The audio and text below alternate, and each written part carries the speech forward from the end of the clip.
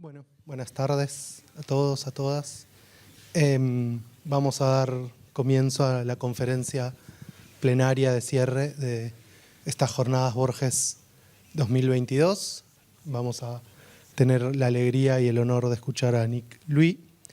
Annick es profesora de la Universidad de Franche-Comté de Francia, miembro del equipo pedagógico de la École de París y miembro del Instituto Universitario de Francia. Fue visiting professor en la Universidad de Yale, becaria de la Fundación Alexander von Humboldt. Especialista en la obra de Jorge Luis Borges, de literatura argentina y hispanoamericana y de teoría literaria. Su trabajo actual se orienta hacia la epistemología de la literatura.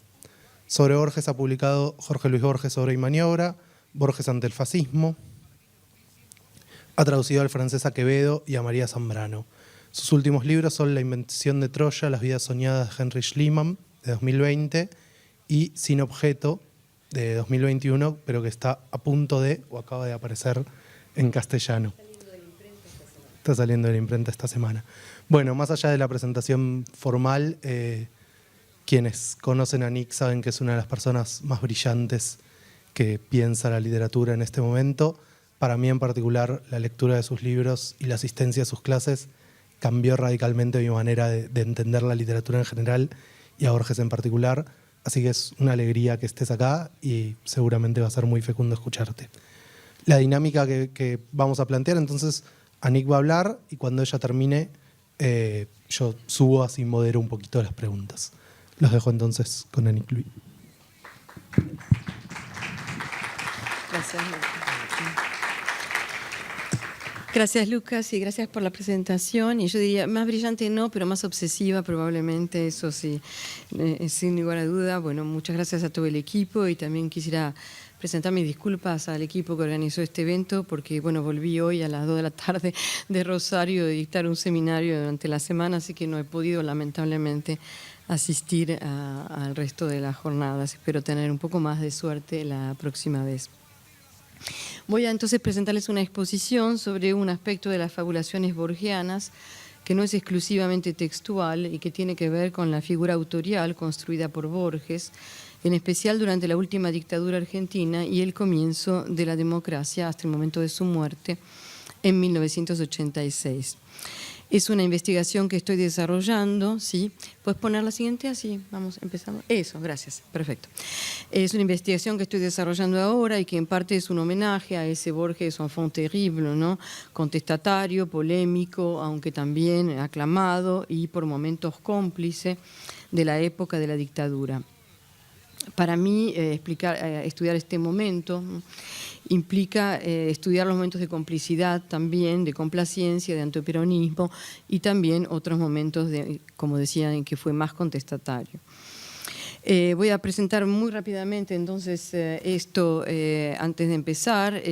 Lo que estudio es efectivamente la figura autorial que construyó en la cultura argentina en particular, con sus especificidades, ¿sí?, que aún no han sido objeto de estudio hasta ahora, es decir, las apariciones, de manera muy concreta, las apariciones de Jorge Luis Borges en la prensa, todos los artículos de él, sobre él, que lo mencionan levemente o que lo mencionan apenas, en los diarios argentinos de la época. Es un corpus de más de 7.000 fotos de artículos de diarios, así que es bastante vasto, evidentemente. En esta época, como algunos quizás recuerdan, Borges era una presencia muy constante en la cultura argentina y en la prensa, que mostró siempre una fascinación muy particular por la figura de Borges, pero entonces este fenómeno se fue acentuando a lo largo de su vida. Son 10 años, entonces, 1976 a 1986, que están marcados por etapas distintas que voy a ir reconstruyendo. Quédate ahí. No sigas, quédate ahí. No vamos más lejos por ahora. Entonces, una de las particularidades de Borges, como muchos saben también, es que tiene lo que hasta ahora habíamos llamado, ¿sí?, una obra oral, además de la obra escrita, y que además su vida estuvo rodeada siempre de leyendas que en parte él alimentó. Mi trabajo busca pensar la relación entre estas leyendas, entre comillas, y la obra, así como entre las declaraciones orales de Borges y la obra literaria. En el periodo, como decía, Borges ejerció la figura autorial de una manera muy particular, es decir, construye un modo de ser autor en la cultura argentina que es muy específico y desarrolla una relación muy compleja con los medios.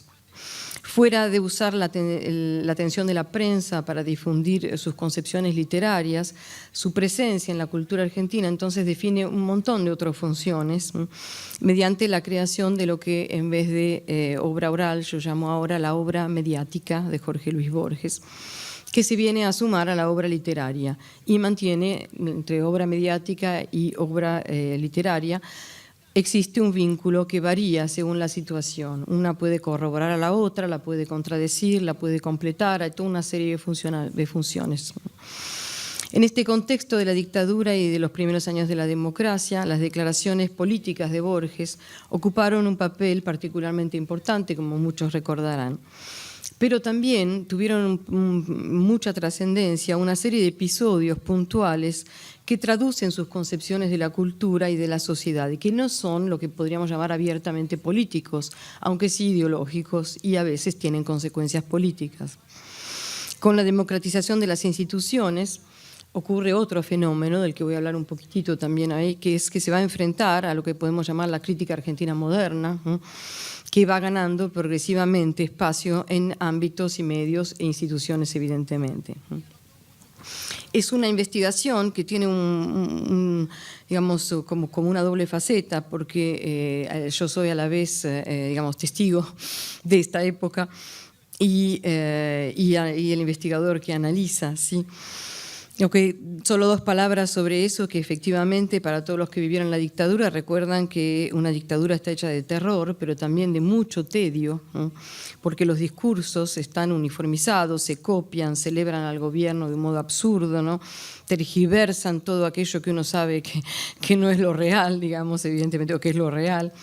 Interrumpen y arrinconan todo lo que se aparta de las versiones oficiales, ¿sí? El espacio público se achica, evidentemente, y adopta la forma de repeticiones angustiantes. En medio de ese aburrimiento y de esa situación, Borges enfant terrible, tal como yo lo recuerdo en mi adolescencia, cuando íbamos al colegio en el auto, mi papá prendía la radio y bueno, escuchar a Borges en ese contexto, ¿sí? Aportaba a menudo no solamente humor, ¿no?, sino también una oposición a los movimientos de exacerbación, de autocelebración del gobierno militar. Era una especie de voz disonante en muchos momentos, no siempre, evidentemente, y divertida, en una época en que había muy pocas otras posibilidades de escuchar discursos diferentes. En todo caso, para los que pertenecíamos a familias que no apoyaban el gobierno militar, pero que no necesariamente eran familias militantes. Por supuesto, para mí señalar esto y estudiarlo no significa negar la parte de colaboración o aclamación del gobierno militar que pudo haber en Borges en este momento, y tampoco significa que voy a negar la forma totalmente irracional, lo que llamo la irracionalidad visceral del antiperonismo borgiano. Yo tampoco pienso que se trata necesariamente de una forma de resistencia política, pero sí ideológica al gobierno. Y por momentos hubo situaciones claramente políticas también, como con la guerra de Malvinas, etc. Entonces, bueno, quería empezar simplemente por presentarles a qué se parece el libro, que por ahora va a tener el título o de Terrenos de Autorialidad o de Capital Mediático Borges. Hay una primera parte en que estudio cómo esta figura autorial, la figura autorial de Borges se compone hasta la época de la dictadura. Presento una hipótesis sobre el estatuto de las declaraciones del autor y cómo en la disciplina literaria debemos o podemos utilizarlos para la interpretación. Después vuelvo un poquito sobre la cuestión de la autobiografía, biografía, autoficción, relato de vida, todo este tipo de relatos que Borges va produciendo a lo largo de su vida de maneras diferentes. Y después trato de describir el corpus, que es realmente muy vasto, muy vasto. Para que se den una idea, porque al final fue un poco complicado y no traje muchas imágenes, va desde una mención de 3 líneas diciendo, no sé, por ejemplo, Borges partirá mañana a España a recibir Cervantes, hasta entrevistas con Borges que pueden ocupar varias páginas. O sea, ahí el corpus es realmente muy vasto. Hay textos, como decía, que están escritos por él.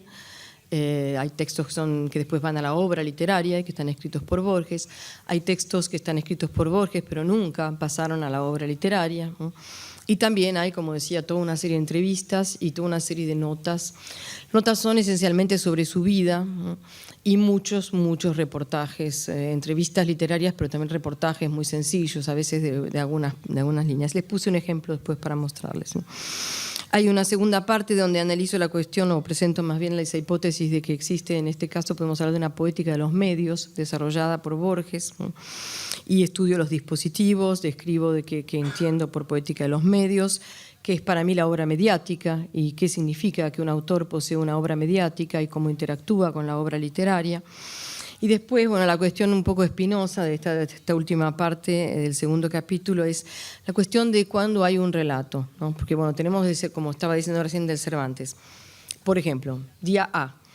Borges recibirá el Cervantes la semana próxima en España. Día siguiente. En 4 días, Borges viajará a España para recibir el Cervantes.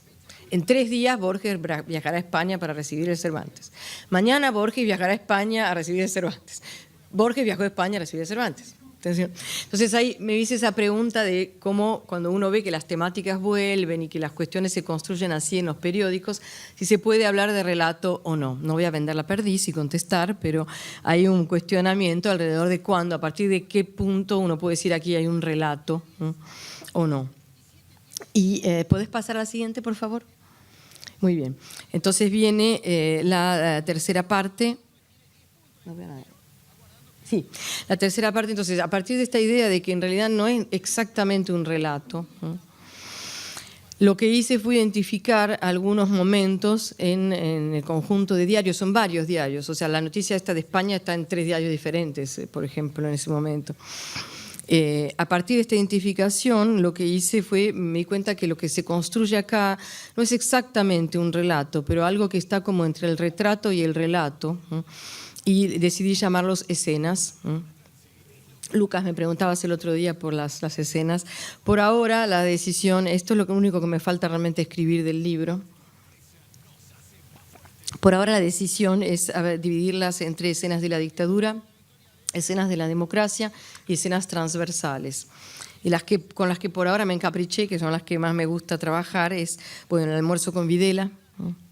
El Mundial de Fútbol, el conflicto con Chile y la guerra de Malvinas en el momento de la dictadura. Aquí quizás habría que agregar la de la Biblioteca Nacional, pero bueno, tengo todavía mis dudas porque no hay tanto material. En la democracia, por ahora, identifiqué el momento en que Borges visita el juicio militar, las elecciones, ¿no? Hay toda una serie de textos alrededor y de declaraciones alrededor de las elecciones, el casamiento con María Kodama y la instalación en Ginebra, ¿no? Entonces, por ahora la idea, ¿no? Y en las escenas transversales, pero por supuesto se imaginan que el juicio de las juntas, las elecciones, acá está toda la parte de las declaraciones políticas en el momento de la llegada a la democracia de Borges, ¿no? Como él cambia de opinión, dice en el fondo, no, la democracia no es un abuso de la estadística, dice, el pueblo argentino ha mostrado que yo me equivoqué, y aparece esta especie de momento de armonía con la sociedad argentina en Borges, ¿no? Que enseguida después viene el casamiento y la instalación y todo se rompe, ¿no? Evidentemente, pero como se muere enseguida después no pasa nada en el fondo. Y las escenas transversales por ahora tomé 2 únicamente porque hay mucho material y lo voy a pensar igual cuando esté terminando. Una es el premio Nobel, porque claro, todos los años hay artículos sobre si le van a dar o no el premio Nobel. Lo entrevistan y después le dan el premio Nobel a otra persona, y entonces lo van a entrevistar también y le preguntan qué piensa del premio Nobel. Y esto es una cosa absolutamente divertida, ¿no? Hay un momento en que dice que no tiene ni idea de quién es el escritor que ganó el premio Nobel y dice algo como, ya que ahora el premio Nobel se está dedicando a descubrir talentos, yo quisiera que me descubran a mí. Como no quiero que me den el Nobel, ¿no? También. Y es muy bonito cómo va evolucionando, y ahí entra también la cuestión política, porque aparece este momento en que le dan el premio Nobel de la Paz a Pérez Esquivel. mientras toda la prensa y el gobierno militar hace presión para que se lo den a Borges, se lo dan a Pérez Esquivel, y hay toda una serie de artículos en la prensa también que tienen que ver con eso. Y la ciudad de Buenos Aires es porque cuando uno lee las entrevistas, los reportajes y eso, ve que claro, esto es una constante. Todo el mundo le pregunta por su relación a Buenos Aires. Hay una identificación muy fuerte entre la silueta de Borges y la ciudad de Buenos Aires en este momento, y una especie de pertenencia muy, muy fuerte. Es muy difícil encontrar un escritor en las historias literarias nacionales que cada vez que tomara un taxi, el chofer de taxi lo reconociera, ¿no? Y ahí hay, por ejemplo, un articulito donde dice, sí, Borges tomó mi taxi y no le quise cobrar, no le voy a cobrar a Borges, ¿no? Y entonces, bueno, hay todas estas cosas. Es todo muy divertido, como pueden ver, salvo algunos momentos dramáticos, pero es bastante divertido. Y el final es el final en la parte de la democracia. Borges ante la crítica moderna y la crítica moderna ante Borges. Es un momento en que, claro, Borges viene siendo una voz muy, muy fuerte en los medios, y efectivamente los que son nuestros críticos modernos, ¿no?, estaban como relegados fuera de las instituciones durante el gobierno militar, bastante fuera de la prensa, y poco a poco empiezan a aparecer medios como Tiempo Argentino, donde empiezan a tomar lugar, a tomar espacio, a participar y a hacer entrar sus propias concepciones de la historia literaria argentina. Están muy presentes Yapiglia, Sarlo, etc. Bueno. Y Borges, claro, se va a seguir sosteniendo su versión de la historia literaria nacional. Y primero de qué es una historia literaria nacional, después, bueno, esta cuestión, como saben, que álgida, que es que empieza a negar la existencia de las vanguardias, y entonces cómo él piensa construir una historia nacional sin vanguardias, y también cómo interpreta y cómo postula en este punto, respecto a la historia nacional, la relación entre literatura y política. Eso es el intelectual en la obra de los lobos. Y al final de su vida lo que yo postulo es que hay como una especie de vuelta al escritor argentino en la tradición, en la prensa. Hay algo que no está necesariamente en la textualidad. Pero bueno, como digo, no voy a contar todo ahora. Muy bien. ¿Podés avanzar una también? Muy bien. Simplemente para decir que efectivamente en este trabajo, como ven, hay un doble aspecto. Hay una reflexión más teórica sobre la figura autorial y lo que es un autor, y hay el intento de dar cuenta de un momento de la carrera de Borges. ¿Sí? Como especialista de Borges, algunos ya lo saben, yo había estudiado antes dos momentos: el comienzo de la carrera de Borges, es decir, 1919 a 1935, la publicación de Historia Universal de la Infamia, y en un segundo momento estudié los años del fascismo, es decir, 1936-1946. Bueno, después lo completé con el estudio de la construcción de la obra borgiana, MC, los años 60, etc. Pero como ven, me he salteado la época del peronismo, del primer peronismo. Entonces, ahora paso al 76, pero eso evidentemente implica reconstruir el periodo previo. Así que el libro no es sobre el periodo previo, pero yo estudio todo el periodo previo también. En cuanto a esta cuestión de la autorialidad, como decía, es una de las particularidades de Borges haber creado una figura muy popular, que se arraigó realmente en la ciudad, que fue apropiada de un modo nacional, ¿sí?, pero que también produjo toda una serie de rechazos, evidentemente, ¿no? Todavía en la época de la democracia hay ese artículo donde pasa alguien por la calle y lo ve y le grita apátrida o vende patrias por Malvinas, ¿no? Evidentemente. O sea, eso sigue siendo una constante en la historia de Borges. El proceso de canonización de Borges es muy complejo y uno podría decir que no está del todo terminado a pesar de las apariencias. Entonces, hay una serie, como saben, de aproximaciones clásicas a la cuestión de la autorialidad con la que trabajo. No voy a hablar de cada una ahora. ¿Puedes poner las siguientes? Gracias. Eso es lo clásico. Y hay una serie de trabajos recientes, antropológicos, por ejemplo, de parte de Claude Calam. Algunos, Jérôme Mézot, viene de la sociología. Dominique Manguenot, de quien hablaba Lucas hace un ratito, desde la lingüística, también propuso un modelo. Chartier, desde la historia de la edición y del libro, también propuso unas reflexiones sobre la autorialidad. Daina Rivard, en tanto historiadora, también propuso una historización de las producciones literarias, releyendo a Foucault. Y Robin Lefebvre, como saben, aportó una reflexión importante sobre el caso de Borges. Lo único que voy a decir acá, por falta de tiempo, evidentemente, es que todo el mundo aportó algo interesante, pero cuando yo leo todos esos artículos de diario y veo lo que construyó Borges y leo las teorías, hay algo que no me cuaja, simplemente lo voy a decir mal y pronto. Hay algo que no me cuaja, por eso hay en el libro toda una serie de propuestas de categorías otras, ¿sí? No es para complicar la vida a todo el mundo esto. Pero a esto sí agrego, y para mí es muy importante, hay un momento en El placer del texto donde Roland Barthes, esto es después de la muerte del autor, dice eso, que necesito al autor. ¿Sí? Necesito al autor en el texto, de cierto modo, deseo al autor, necesito su figura, dice él. ¿Sí? De ahí tomé yo también el término de figura para pensar la figura autorial.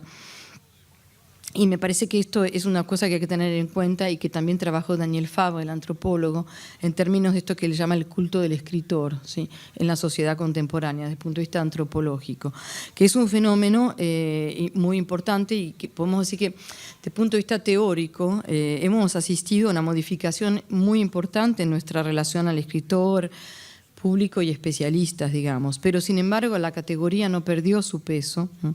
Ni su actualidad. Porque hay esta construcción de un deseo de autor en todos nosotros. Es una construcción, por supuesto, que es a la vez personal, familiar, social, institucional, mediática, escolar, y que es muy compleja, pero existe, sí, y estamos todavía dentro de esta era y de esta forma de trabajar. Y por eso también parte de mis hipótesis sobre Borges es que él adelantó modos y manifestaciones de la figura autorial que hoy se han vuelto más comunes, pero que en ese momento eran realmente inéditos, de algún modo poco conocidos. ¿Sí? Por eso no voy a analizar cada uno de estos por ahora. ¿Sí? ¿Puedes poner la siguiente? Gracias. Funciona muy bien esto, gracias. Estoy acostumbrada. En fin. Sí, para analizar el caso de Borges y volviendo a esto, como yo decía, para volver a las fabulaciones autoriales borgianas, evidentemente, la época en que yo empecé a trabajar Borges en el comienzo de los años 90, la vida de Borges estaba rodeada de una serie de leyendas y no conocíamos su biografía realmente. El origen de estas leyendas, por supuesto, es el ensayo autobiográfico, ¿sí? Publicado en 1970, un texto maravilloso. Y a partir de ahí hay varias biografías, como la de Alicia Jurado, la de Rodríguez Monegal, la de Horacio Salas, la de María Esther Vázquez, que retoman lo que dice Borges y lo cuentan de otro modo, digamos. Las biografías que resultaron de investigaciones recientes son las de Vaccaro, los textos de Vaccaro y las de Williamson, ¿sí? Que ya están basadas en datos y a partir de ahí pudimos descartar un poco lo que es leyenda y lo que no es leyenda, evidentemente. Pero ¿qué pasa? Para mí, de todas maneras, estas leyendas siguen formando parte de la obra de algún modo, por eso las trabajo. Como lo mencionaba Lucas, hay esta leyenda de que empezó a escribir después del accidente en 1938, el momento en que muere el padre, etc. Pero en realidad ya había escrito un montón de cuentos antes y entonces eso es parte como de la leyenda. A partir de estos elementos, sí, de las fabulaciones borgianas, sí, ¿puedes poner la siguiente? Creo, sí. A partir de estos elementos yo lo que hice fue acuñar un concepto que es el de autobioficción, que es un término que realmente construí en base al caso de Borges, para designar aquello que se suele dominar las leyendas, mitografías, etc. En sí son una serie de relatos orales que un escritor produce y que están vinculados a su carrera, a su escritura y a su obra, evidentemente, y a su formación, etcétera, y que ponen el acento en el aspecto creativo, inventivo, narrativo, todo eso, efectivamente, que de algún modo se encuentran entre literatura y autobiografía, ¿sí? Pero la particularidad, y por lo que me parece necesario descartar la idea de leyendas, es que estas autobioficciones, ¿sí?, afectan la lectura crítica del texto. Es decir, los críticos las van a retomar e incluso van a servir de base para muchas interpretaciones críticas, ¿sí? A partir del momento en que tienen un asidero o una influencia o como dejan una impronta tan importante sobre la crítica y la interpretación, me parece que hay que descartar el término de leyenda, ¿no? y de mitografía. Es otra cosa esto. Entonces, ¿qué hacer? Fue la pregunta un poco que yo me hice con estas autobioficciones, cuando uno no considera, cuando digo uno soy yo en este caso, no considera que las declaraciones de un autor son fuentes que permiten explicar o iluminar sus obras, que es la hipótesis que sostengo en el último artículo que publiqué en la revista Poétique. Mi propuesta entonces es considerarlas como parte integrante de la obra de un escritor, de lo que podemos llamar, o que en otro momento yo también llamé la obra oral, pero que me parece más pertinente, como digo, llamar obra mediática, porque no es solamente la cuestión de la oralidad, sino entra la cuestión de la categoría de lo oral transcripto. Y ahí hay toda una serie de mediaciones entre lo que dijo Borges y lo que el lector puede leer, que hay que tener en cuenta. Por lo tanto, para mí, todas estas entrevistas, eso, todo forma parte de la obra mediática de Borges, a la que viene a agregarse a la obra literaria. ¿Sí? Entre la obra literaria y la obra mediática se establece en general una relación de anterioridad, ¿no?, de la primera respecto de la segunda, que determina que sea dependiente en parte de esta. Es decir, la obra mediática es en parte dependiente de la obra escrita, porque el escritor gana fama por la obra. Dicho esto, yo pienso que el funcionamiento actual de los medios permite producir casos de construcción simultánea de la obra mediática y de la obra literaria. Esto lo observamos en la cultura contemporánea. Pero en principio en la época de Borges fue el prestigio nacional e internacional, la posición política de toda una serie de cuestiones lo que legitimó la suposición y lo que lo transformó en un objeto de deseo de parte de los medios. Respecto a Borges, quiero aclarar que, como dije, es un corpus nacional. Bueno, tomo algunos diarios uruguayos también, por supuesto. En fin, por supuesto no sé, pero yo lo doy por supuesto, que es necesario, porque iba mucho a Uruguay en esta época y hay mucha comunicación entre los medios. Una aclaración también, sin embargo, respecto a esto, es que es una época en que la fama nacional y la celebridad nacional y la celebridad internacional en Borges interactúan de manera muy activa. Y esto también es algo que se observa en los recortes de diarios. Lo que él dice en el extranjero y lo retoman los diarios, pero no lo dice acá.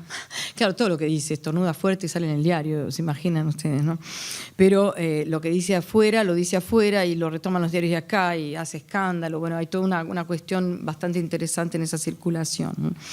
Lo que es seguro es que él va a aprovechar esta posibilidad de cruzar la fama nacional y la fama internacional, ¿no?, para producir algo muy específico.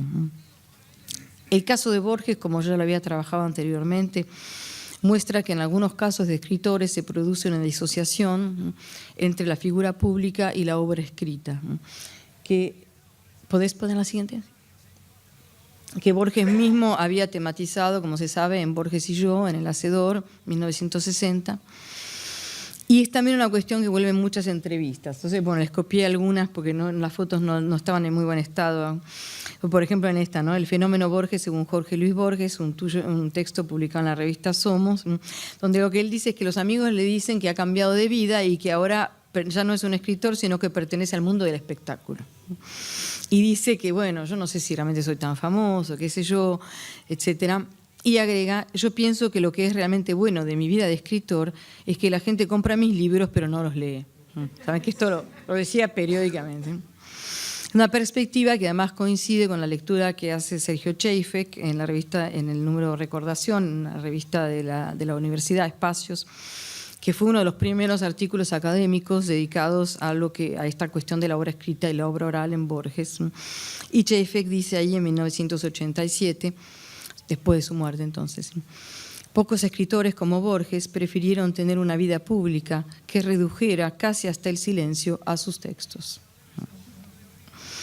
En el período es evidente que hay mucha más gente que conoce su imagen, sus declaraciones, que sus escritos literarios.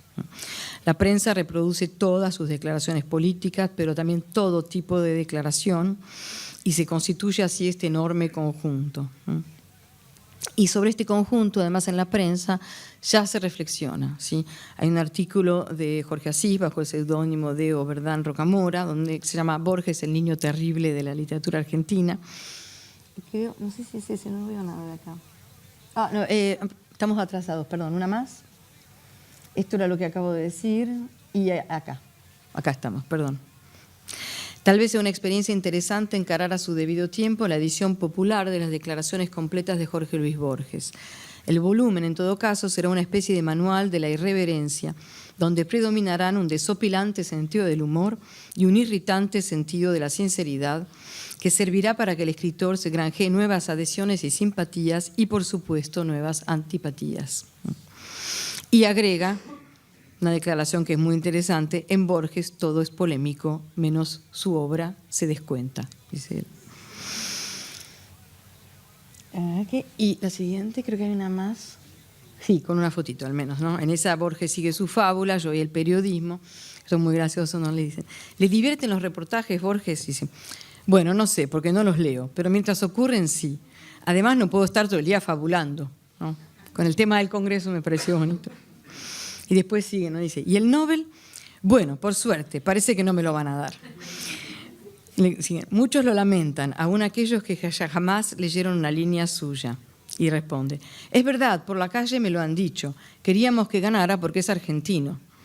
Bueno, entonces es lo mismo que se lo den al vigilante de la esquina, que lo es tanto como yo. Dice él, qué miseria el nacionalismo. Somos un país demasiado grande, demasiado vacío. Ven además el tipo de asociaciones que producía, ¿no?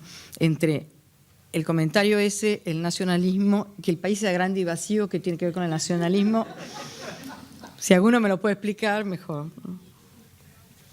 Muy bien, entonces este es muy gracioso. Pero así hay como cientos. O sea que, no sé, va a haber muchas citas en el libro, porque si no la gente se me va a aburrir con el libro. Muy bien, voy a ir cerrando un poquito y yendo a las conclusiones. Bueno, por supuesto también está la cuestión de las fotos y las caricaturas, ¿no? Que son centenares y que también son muy interesantes, ¿no? Ahí trato de trabajar un poco esa cuestión de la imagen también. Para mí, lo aclaro porque sé que hay una tesis que dice lo contrario, no hay ningún tipo de lógica para mí en esto. Hay una tesis que sostiene que en el extranjero Borges se hacía retratar mirando directamente a la cámara y que en Argentina se hace retratar mirando de costado. No lo he podido constatar hasta ahora, pero bueno. Bueno, entonces quería simplemente decir que efectivamente en los años 70 y 80 lo que vemos en relación a la obra de Borges es una forma de ocultación de la obra por la figura pública, como lo dice Chaffetz un poco, ¿no? Esencialmente en Argentina, pero también a nivel internacional.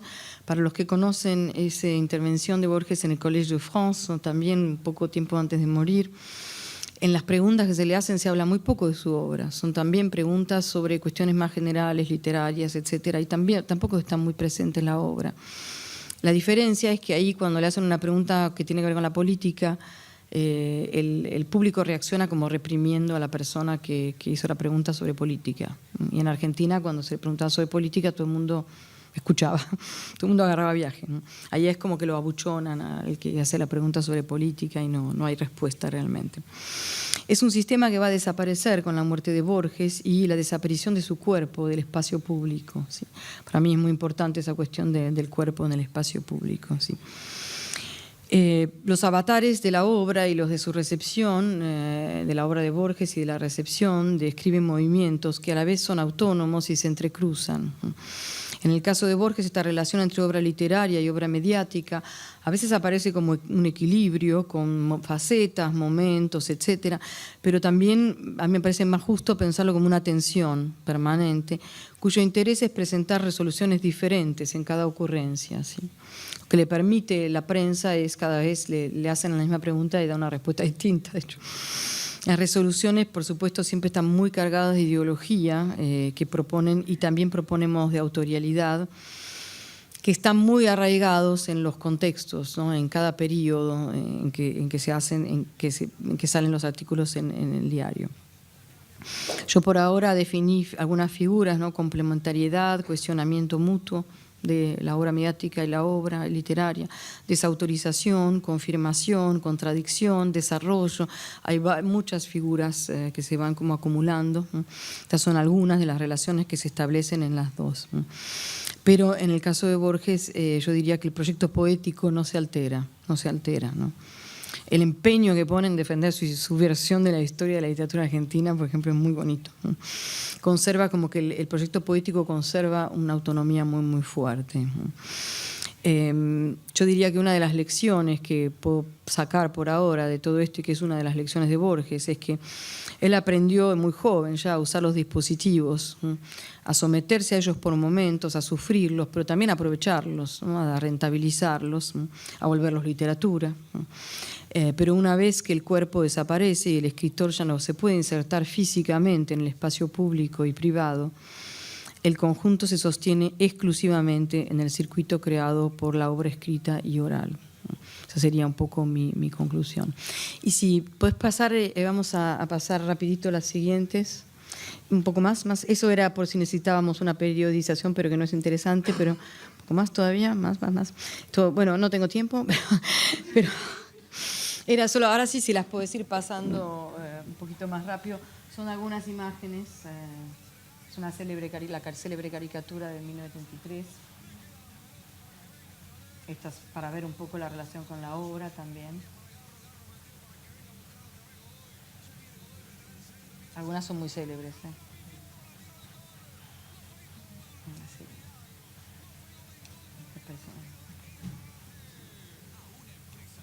Muy conocidas. Esa es muy interesante porque parece una especie de busto romano, ¿no? Muy linda. Y esto es lo que les quería mostrar. Eso es la inserción de Borges en la ciudad de Buenos Aires. Es un tema y una presencia realmente constante y la gente realmente lo solicita por la calle. Creo que hay una más que está con los chicos, ¿no? Sí, es tan bonita. Con la boina, ¿no? Y esta es en el cementerio, y una de las cosas que a mí más me gusta es que es la chalina, ¿no? La chalina típicamente argentina, que nunca se la ve en una foto en París, por ejemplo. No sé si estas son las últimas. Esto es de la revista Gente, cuando en el 77, que me encanta, sacan este número sobre Borges. Muy revista Gente. Creo que tiene un montón de material muy bonito. 77. 1977. Sí, creo que hay una más que es una de las que más me divierte, ¿no? Sí, esa, Borges, usted es un genio, no crea, son calumnias. Esa es una de mis réplicas preferidas.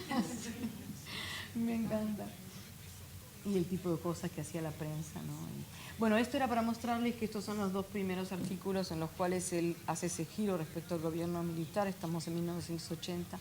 Es la primera solicitada que firma sobre los desaparecidos, para que el gobierno diga qué se hizo con los desaparecidos.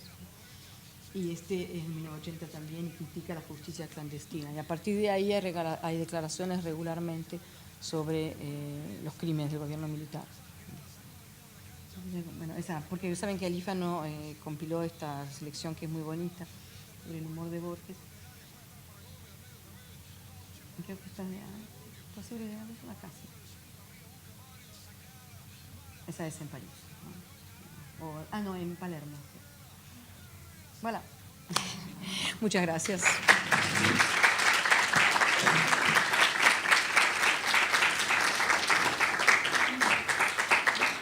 Te hago un lugarcito. Perdón, sí, cuando quieras. Espera que te saco todo. Maldita tendencia. Bueno, gracias, Anik. Queremos leer el libro ya, ¿no? Me parece excelente, se me ocurren un montón de cosas para seguir hablando. Esas escenas me parecen muy potentes. Sí, muchísimo. Casi no existe un autor que no haya contado algo sobre su carrera, sus orígenes, que no sea una leyenda, o sea, que no sea una especie de invención destinada a posicionarse. Y, sí, creo que no existen casi los escritores. Lo que es más difícil de encontrar es un escritor que la gente pueda reconocer por la calle. Con los estudiantes en París nos rompíamos la cabeza y llegamos a la conclusión que algunos escritores de América Central, Martinica, que además fueron políticos, ¿sí? Podía pasar eso, pero porque habían sido políticos, porque no sé, Senghor fue presidente del país, o sea, eso, Borges no fue presidente de Argentina, entonces es esa... hubiera sido, bueno, en fin, sin comentarios, pero sí, es un concepto de las autobioficciones que atrae mucho a los colegas y los estudiantes también por eso, porque en realidad el que estudia un autor se va a enfrentar en algún momento con eso, con que el autor cuenta sobre su propia carrera, su obra, etcétera, algo, una escena, algo que no se puede saber si es verdad o no. En el caso de Borges, en muchos casos sabemos que no son verdad, pero porque bueno, ya Baccar o los otros pasaron por ahí, pero que sirvió como base para la interpretación crítica. Lo específico de Borges sería la proliferación de esta cantidad de escenas. Yo diría la popularidad. La popularidad de Borges. No estoy segura que la proliferación sea tan excepcional, pero sí, lo que sí creo, esto por el trabajo que hice sobre Schliemann también, lo que sí creo es que hay relatos que son muy, muy poderosos, ¿no? Y lo que tiene de particular el de Borges es que obturó la posibilidad de que la gente se preguntara si era cierto o no durante ¿cuánto tiempo? 50 años. Y es el caso de Schliemann, 100 años, sin que nadie se preguntara si eso era cierto o no. O sea, hay un tipo de relato que no solo se impone, sino que es como si obturara la posibilidad de preguntarse por otra cosa, en general por la fascinación que produce, diría yo. Y Nico, sí, por lo de los testimonios, yo no voy a juntar los testimonios de todas las personas que lo vieron por Buenos Aires, porque yo, letra impresa, ¿no? A mí me interesa la letra impresa. Pero sí, claro, eso juega. Y también hay muchos artículos donde aparecen la gente que los vio y lo cuentan. O sea, existe esto en la masa de artículos, efectivamente. No sé si respondí. Sí, gracias. No te veo, pero gracias. Sí. Puede ser que la figura de Borges popular sea él como autor más que su propia literatura, que en realidad es él, es como, no sé, Rockstar, pero su personalidad, el aura que le daba lo que realmente era popular, lo que él decía. Más bien, yo soy, como todos acá, amamos su literatura, pero no sé si podemos decir que la literatura es popular. Tampoco sé si podemos decir que tenía un aura, pero... Bueno, pero... No, sí, lo que yo dije es eso, ¿no? Es en ese momento, en este periodo, llega a ser, es mucho más popular él como figura que lo que la gente lee su obra, ¿no? Eso es seguro. Pero incluso cuando Pessoa lo invitó a la universidad, el anfiteatro se llenó con no sé cuántos, 700 personas, de las cuales muchas estaban ahí, no habían leído nunca a Borges. Y la gente lo dice a veces, ¿no? Porque cuando, por ejemplo, hay alguna entrevista o algo así, preguntan, ¿usted lo conoce a Borges? Y dice, sí, claro, es Borges. ¿Y qué leyó de él? Nada. Y es cierto eso, ¿no? Él decía que era como la Biblia, ¿no? Que todo el mundo tiene una en casa, pero... La Biblia vendría a ser el tomo del 74 en este caso. Hay algo interesante que es que incluso ciertas réplicas de Borges en mediático se convierten en citas, ¿no? Sí. O sea, no es solo... La gente no lo leyó o no leyó su obra, pero leyó a Borges y puede decir, por ejemplo, dos calvos peleando por un peine o... Sí. La otra vez Rodri citaba 100 años de soledad, les sobran 50 años, ¿no? Digo, hay algo ahí de que esas citas que no son parte de la obra circulan como citas, ¿no? Sí, muchas están en las entrevistas, no están necesariamente en los diarios, no están en las entrevistas. Sí, efectivamente, porque bueno, era muy chistoso, ¿no? Era rápido, sí. Ese no creas, son calumnias, es genial. Y además son como muy pegadizas, ¿no? No sé si leyeron el libro de Alífano, que es genial, que recopila, pero claro, como no pone las fuentes, a mí me perturba. Como Peikovic no pone ninguna fuente. Pero claro, porque está hecho para un público al que le gusta Claro. Borges y no hace falta toda esa referencia, ¿no? Evidentemente, pero a mí me perturba. Entonces, hay unas citas, hay unas salidas, y hay un manejo de la lengua, porque ahí sí hay que decir que, bueno, es un escritor genial produciendo citas. No es como él decía, se lo dan al taxista de la esquina o al almacenero de la esquina. Al vigilante. No es el vigilante de la esquina, es alguien que usa el lenguaje de una manera muy particular. Entonces, cuando lo vienen a entrevistar, hay ese uso del lenguaje también. y crea como consignas, ¿no? Por momentos. En eso me pareció interesante que decías que quizás anticipa ciertos funcionamientos de la figura de escritor mucho más contemporáneos, ¿no? Con redes y demás. Y hoy hay escritores que están muy presentes en los medios y yo diría no tienen obra. Esto es una cosa, no lo digo yo sola. Polémica. No soy la única mala acá. No hay una obra atrás, ¿no? Pero bueno, por conexiones, por el papel que ocupa en la cultura, porque como manejan en Francia, por ejemplo, el manejo de la relación a la editorial, ¿no? Que tienen buenas entradas en las editoriales, bueno, están todos los medios, pero uno dice, bueno, si va a leer los 2 libritos que publicaron, yo dudaría en decir que eso es una obra. Pero bueno, cada uno su concepto de obra, evidentemente. Es interesante en esto que decías de que la relación entre obra y obra mediática es muy compleja. Pensaba, por ejemplo, en Borges el Memorioso, en el de las entrevistas de Carrizo, que van leyendo poemas sobre todo y Borges los va comentando. Y es esto que vos decís, a veces hay como confirmación, Borges dice sí, y a veces parece como refutarse o tomar distancia, ¿no? Sí. Bueno, el Carrizo es genial, ¿no? El Carrizo realmente es maravilloso. Había mucha complicidad entre ellos y además Carrizo es alguien que viene de una cultura más popular, entonces en realidad como entrevistas son mucho mejores que las que han hecho la mayor parte de los intelectuales a Borges. Disculpen, pero es un poco así, que son muy aburridas en general y en realidad parece que recita lo mismo que dijo en los libros, ¿no? Con Carrizo es como un chiste todo, es la radio y bueno, está ahí, entonces sí, además Carrizo le sigue el juego, ¿no? Le dice, ¿usted cree que realmente es malo este verso? Y el otro dice, sí, no, sí, entonces empiezan ahí al final, tiene razón, al final me gusta.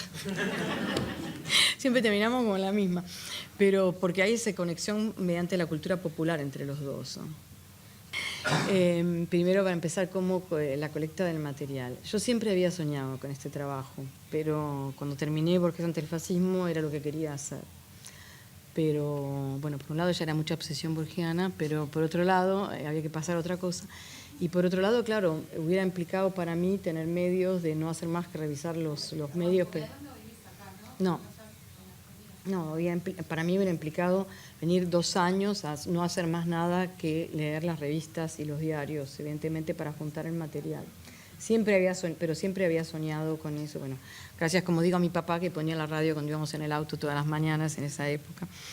Y lo escuchábamos a Borges con sus disparates que decía. Y bueno. Y entonces había como renunciado a la posibilidad de hacerlo. Dije, bueno, algún día quizás, si estoy jubilada, veremos ya. Pero tenía la idea. Y un día se lo comenté a Alejandro Baccaro, que es, como saben, un coleccionista de Borges, y bueno, conmigo siempre ha sido extremadamente generoso, yo le debo mucho. Y Baccaro, claro, me dijo algo así como, tengo. Yo le dije, ¿tenés qué exactamente? Entonces me cuenta la historia siguiente. Existía un señor empleado de banco, cuyo nombre ignoro, no lo sé, voy a tener que ir a ver a Baccaro y preguntarle si él lo sabe, que era fanático de Borges y Cortázar. Y durante los años 50, 60, 70 y 80, entonces tenía un amigo kiosquero. Entonces todas las mañanas se levantaba al kiosco y el kiosquero le dejaba revisar los diarios y revistas para ver si había algo sobre Borges o sobre Cortázar. Lo adquiría, lo cortaba, lo ponía en una carpeta y así coleccionó todas esas referencias. Un día se murió y eso se subastó. Y Alejandro Baccaro lo compró y lo puso muy generosamente a mi disposición.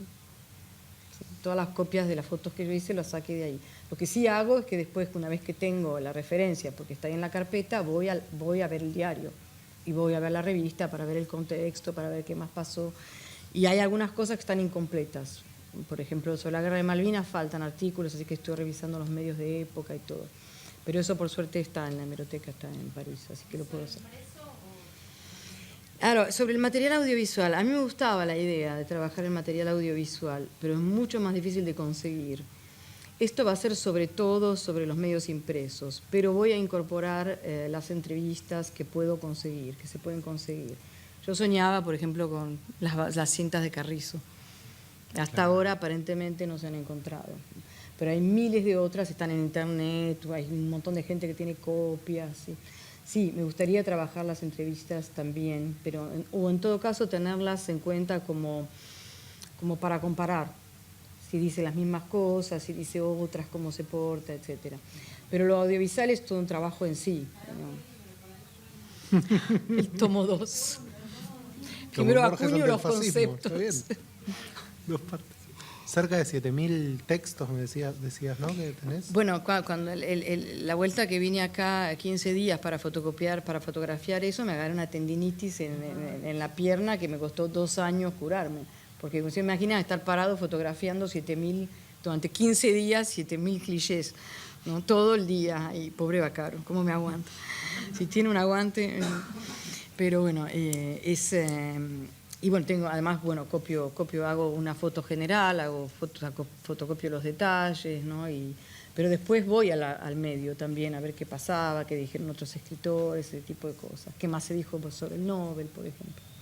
Pero esencialmente sí es eso. Y lo audiovisual es lo que es la paradoja que vos describís. A la vez es material que a veces no ha sido conservado, que se perdió, y a la vez circula en internet alegremente. Sí. O sea, hay de todo entre lo audiovisual. Hay cosas que se han perdido, como esto de Carrizo, lo que yo sigo soñando, y hay cosas que siguen, que son muy fáciles de conseguir, ¿no? Hay muchas entrevistas, incluso internacionales, están en la red. Sí. Y Vaccaro tiene algunas también grabadas. Una pregunta. Julio. Hola, Julio. Sí.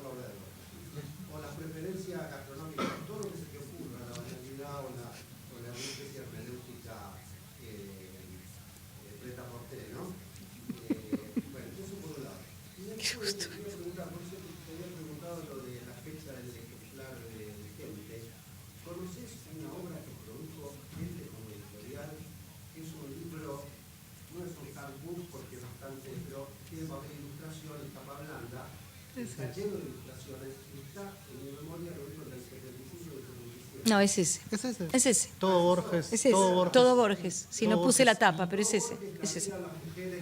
Sí, es ese. Ese lo trabajo, claro.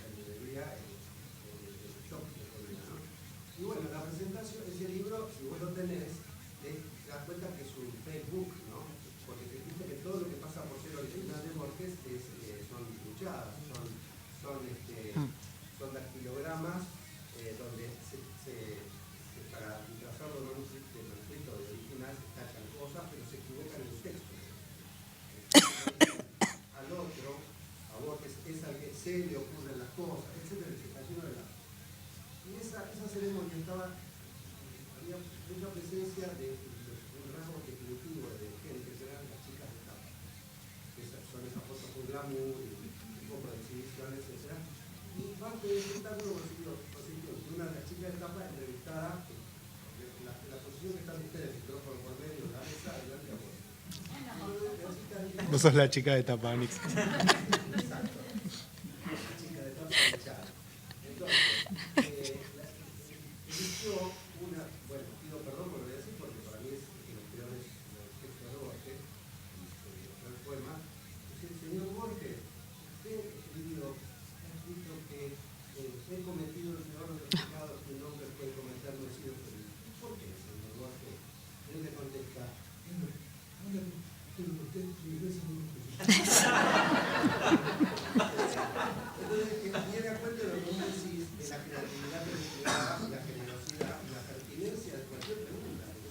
¿Y de cuánto le gustaban las mujeres?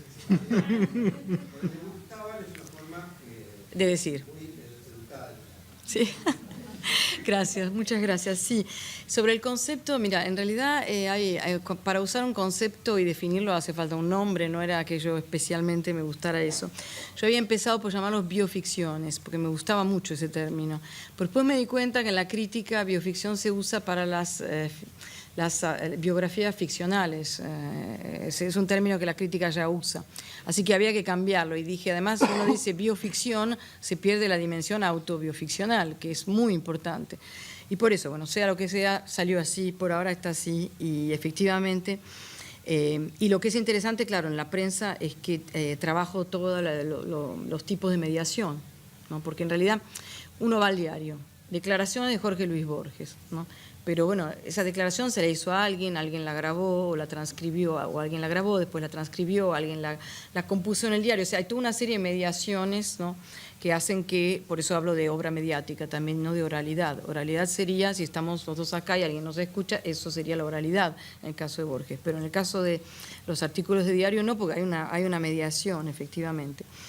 Y sí, yo pienso que sí, ese bombardeo que vos describís es el problema contemporáneo, ¿no? Pero igual yo pienso que que Borges, lo que uno ve también en eso es que era una presencia muy física en la ciudad de Buenos Aires. Y que la desaparición del cuerpo produce un cambio, no es que Borges desaparece, pero es que produce un cambio en esto, porque además, como bueno, muchos saben, era un hombre bueno, muy abierto, todo eso, y bueno, persona que golpeaba la puerta, le abría la puerta de la casa, ¿no? Decía, venga, siéntese, escriba un poema, se lo voy a dictar. Bueno, era todo el tiempo así, ¿no? Y todo el mundo cuenta, tocaban el timbre, golpeaban la puerta y le abría la puerta. O sea que estaba el hecho de que estaba presente en la ciudad, ¿no?, pero también el hecho de que era muy accesible, ¿no? Era como una especie de mueble de la ciudad de Buenos Aires, así para decirlo. Un edificio más de la ciudad, un monumento más de la ciudad de Buenos Aires, digamos, de algún modo. Pero vivo y con declaraciones muchas veces extremadamente polémicas, ¿no? Porque hasta el final siguió siendo muy, muy polémico. Gracias. Yo, dos comentarios y después. Primero, ese número de todo Borges sí es extraordinario. Así me olvidé. Eso lo trabajo, por supuesto, porque es un desprendimiento de la revista y hay artículos de la revista Gente sobre Borges también. Que ese tipo de cosas sí trabajo también y es maravilloso. Además, probablemente colaboró Nora, porque es cierto que hay cosas que son inventadas, pero ahí supuestamente aparece El Rey de la Selva, que es uno de los primeros cuentos. Aparece una genealogía vikinga de Borges, ¿no? Sí. Hay como cosas muy delirantes. Pero aparecen papeles personales también, claro, como su pasaporte, cosas así, así que tiene que haber colaborado él. Alguien colaboró ahí, sí. Bueno, una pregunta era eso. La familia de Borges también es interesante, ¿no? Digo, la madre también es un personaje, ¿no? No al nivel de él, pero digo, muchas veces la entrevistan, hace acciones, tiene textos guardados de cuando Borges tenía 5 años. Bueno, Nora también, ¿no? Sí. No sé si pensás algo de esta dimensión de la familia. Menos, me interesa menos, pero y hay menos. También hay menos artículos, pero sí, si aparecen, claro, lo trabajo, sobre todo qué pasa con la familia y qué se dice sobre la familia. Sí, hay toda una serie, claro, en el momento en que muere la madre, ¿no? Hay el momento del divorcio, ¿no?, del primer matrimonio, el divorcio. Eso es anterior, ¿no?, al 76, pero como tengo que conocer lo que pasó antes, eso también lo trabajé un poco. Yo el otro día más o menos lo conversábamos en la mesa acá y después la seguimos con Magda. A mí me parece que hay algo interesante con la muerte, que efectivamente cambia. Yo creo que también cambia el hecho de que Borges deja de ser tanto un potencial enemigo para ciertos sectores y se convierte en una imagen a apropiarse. O sea, mientras está vivo y Borges puede seguir haciendo declaraciones políticas, es más, por lo menos un potencial aliado o adversario. una vez que muere, y entre el 86 y el 99, que se da esa especie de canonización, cada vez más me parece que Borges es algo de que desde todos los campos se quieren apropiar. Y hay algo que me parece muy sintomático de eso, que es un libro no demasiado relevante, se llama Por una cultura católica, que escribe Tomás de Lara, uno de los que estaba en los cursos de cultura católica. En el 86 publica un libro donde habla de que Borges participó de esos cursos de cultura católica y que cuando él lo conoció, lo apreció mucho, pero que después Borges se volvió un ateo y que hablaba contra la religión y escribe como unos párrafos muy indignados. Y pone una nota al pie que dice: me acabo de enterar que Borges ha muerto en Ginebra. Bueno, yo acá digo que era ateo, pero al final solo Dios sabe, ¿no? Quizás él estaba buscando. Pero es muy, muy sintomático cómo la muerte convierte a alguien que era un enemigo y se denostaba en alguien que, bueno, a lo mejor era...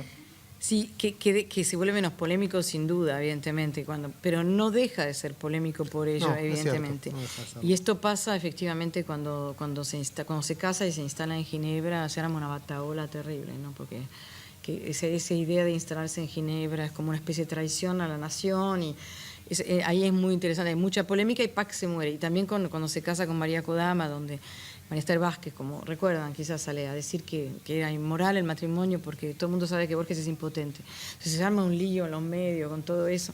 Y claro, se muere muy poco después y no importa, entonces le perdonamos, está bien, hizo bien en casarse, no pasó nada, hizo bien en instalarse allá. O sea, como que se le perdona porque se muere muy poquito después.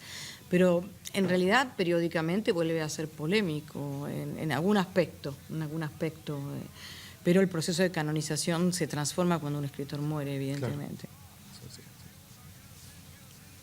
Bueno, si no hay más comentarios, muchas gracias. Muchas gracias a todos. Muchas gracias a todos, a todas. Feliz cumple, Belén.